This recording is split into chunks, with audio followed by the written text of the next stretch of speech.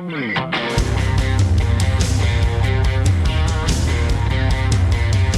to ContenderCast, a global leadership and consumer industries entrepreneurship podcast centered on shining a light on bright ideas. And now, here's your host, Justin Hahnemann. Thanks for listening, thanks for tuning in, thanks for downloading, thanks for subscribing and following. It's Justin Hahnemann on the ContenderCast. We're shining a light on bright ideas. I can't even wait for you to hear about PillowScript.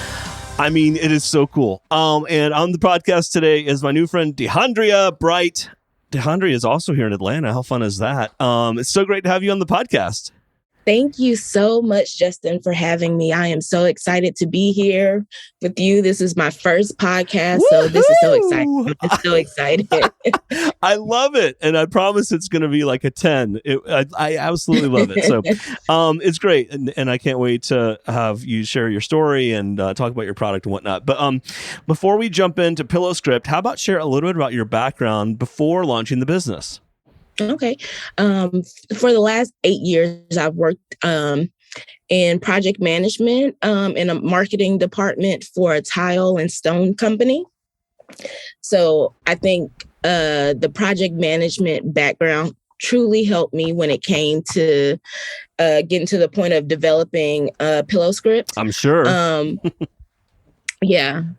So that was pretty much my background in that aspect, but I always have been a creative. So I've also dabbled in songwriting and things of that nature as well. But the past 8 years, it was totally project management. I love it. Okay, so talk about the idea for PillowScript. Where did this come from? You got a cool story about this, so you got to share that with our audience.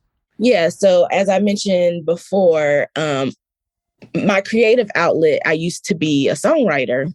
And then, the music industry isn't always stable. So as I was getting older, right. I wanted, a more stable career. So I got into project management and, but I wasn't fulfilled, so I was always looking for what's my next thing, what's my next creative outlet. And in 2019, Sara Blakely did a masterclass, and I love Sara Blakely. I think she's just so innovative and so empowering and so inspiring. Like if you don't know, she's the founder of Spanx, and she's just amazing. So, of course, I saw that masterclass and I took it, and she just gave so many great suggestions on how to kind of fall into or walk into your next creative thing or your next invention or your next idea. And I just followed some of the tips she gave me, which was like, always when you go to sleep, keep a notepad by your bedside, just in case, idea comes at night, you can get up, write it down, and you don't forget it. Or just always thinking about creative things, just always having your mind open to receive creativity. Sure. And it was maybe about 2 or 3 months after that masterclass, I woke up from a dream and I immediately knew PillowScript was that thing for me. I woke up, wrote it down. That next morning, I got up, did research to see if it was anything out there like it. I couldn't find anything. So I'm like, okay, so I think this is really, really a good idea. And then I went forward to pursue it, after that. And I love that. Okay, so what was the original idea and how did you get started? So the original idea was I always wondered, well, when the idea hit me, it was like, we always see pillows with words on them. Why haven't we seen a pillow, shaped as the word? Why haven't we seen that? I mean, I don't know. Cool. I think it's a cool idea. That's why I was like, I need to have her on. We got to talk about this. So I was like, okay, well, I can see it. So let's see. So I'm assuming, it shouldn't be that hard to make. It look to me, the idea now, I have no experience in textiles or any of that, but I just thought, if I can see it, it has to be pretty simple to make, right? Right, of course, it's got to be. So I reached out. I was like, okay, so let me find a seamstress. So I reached out to some seamstress and told them idea. And the first seamstress I met, she was like, yeah, that I can do that. So I got the materials and I paid her for it, and I never received anything. And she stopped talking to me. Oh my God, you're kidding me. That's not what I thought you were going to say. Oh my God. No. So I was like, okay. So what did you do? So I tried again. I reached out to another seamstress. She couldn't see the vision. And she was like, I don't think if it was able to be done, it would have been done already. And I was like, what? So, okay. Nice. So supportive. After a couple of experiences like that, I decided, let me try to make the prototype myself. So that's what I did. I don't know how to sew or anything like that, but I just knew the idea. I knew what it was supposed to look like to me. Sure. So I created the first prototype myself using pins to put the fabric together. I used foam just to get the visual, because I knew if I could see the visual, then I can better explain, to other whether it's a seamstress or whoever I needed to help me manufacture moving forward. Right. I need to show them something, because it seems like people weren't truly understanding. Right. Of course. So once I made that, that gave me the confidence that, okay, this is something. Like, the prototype wasn't perfect at all. It looks crazy, but it gave me the visual, like, okay, this can happen. Right. So from there, I moved on from seamstress, and I tried to find a prototyping company.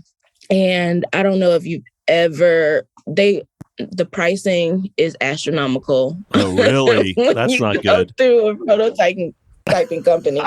So the company that I found, when they sent me back the quote was ridiculous.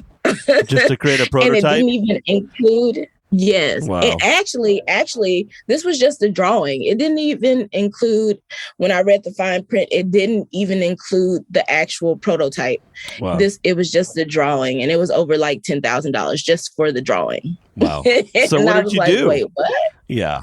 So I realized that the guy that was going to make the drawing was a mechanical engineer. So I was like, maybe that's what I need to be looking for, to come up with the design and help me with the prototype. So going off of that, I started looking into mechanical engineers, and I found one, my first shot, I found one, and he brought PillowScript to life for me. Wow. So it was amazing. That's amazing. How it worked out. Really it was cool. So amazing. Isn't that funny how things sometimes work out? So talk about how does the product work? Can you custom order? Like, how, what does it look like today, and then where is it headed? Okay. Currently we have one product, 4 variations. It is not customizable at this point, but that is the goal. My goal is to be able to, I want to be able to create or curate lines for retail. And then direct to consumer, I want to be able to create, custom pillows where they could do whatever they want, whether that's names or their business names or whatever their favorite sayings, whatever. I want to be able to do that direct to the consumer. But for retail, I want to be able to curate collections for them. And how are you getting the product out right now? Like, I know you're still early days, but how are you getting the word out and getting product out in front of individuals and companies? So currently I'm fully direct to consumer right now. I've been promoting on my social media, all of my social media accounts, and have been having, traction there. I just started dabbling into advertisements. So I'm still learning, still figuring it out, but I have noticed some traction there as well. So just take it every day. I promise you, I learn something new and something valuable to help me propel forward. I'm sure.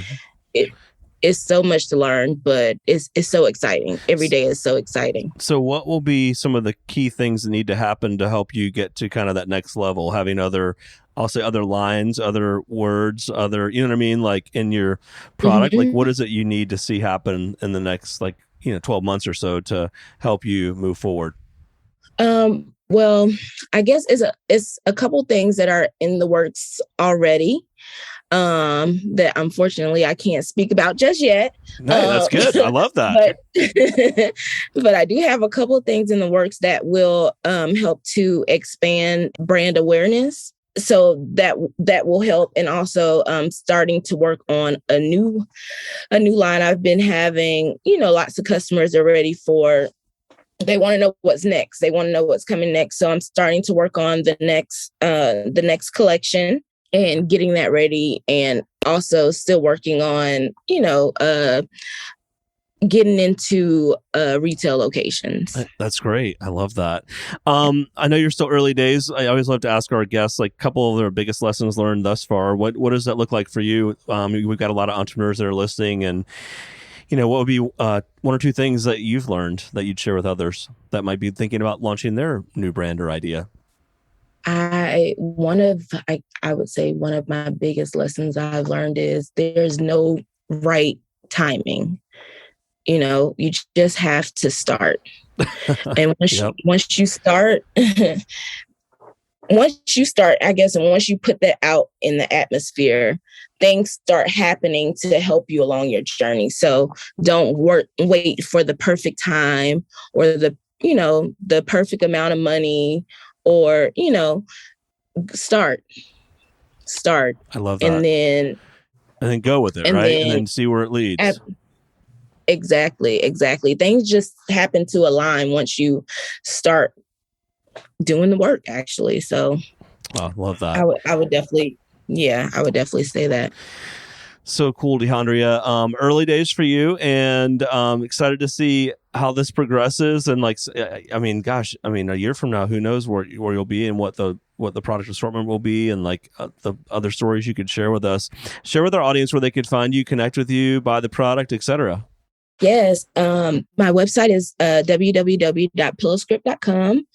You can also find me on Facebook at PillowScript, Instagram at PillowScript.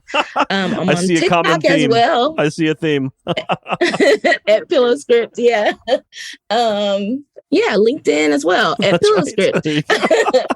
For everything.